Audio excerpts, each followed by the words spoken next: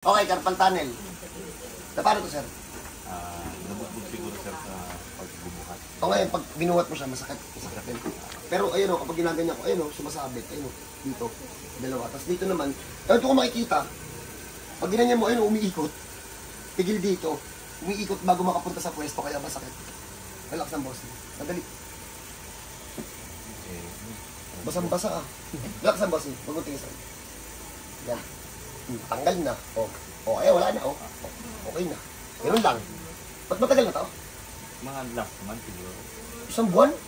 Isang buwan mo tinitiis? Relax ang boss. Bagsak lang. Ay.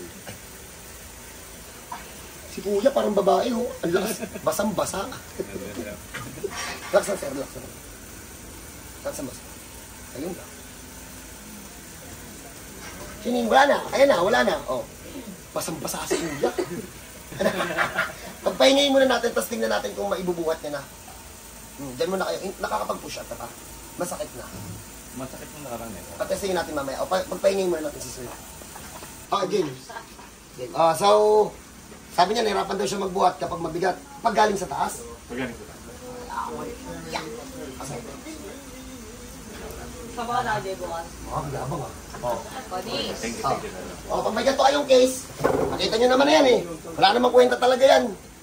Pero sa iba kasi uoperahan daw yan, sayang naman yung pera. Pag nakita nyo yung video na to, mabilis lang kasi talaga sir. Gano'ng kabilis? Di ba mabilis lang? Pero huwag naman kayong gagawin dito. Pag nahawakan ko, namamasa. So paano? God bless po sa lahat. Pag ganyan, idaan nyo lang dito. Saglit lang po. God bless.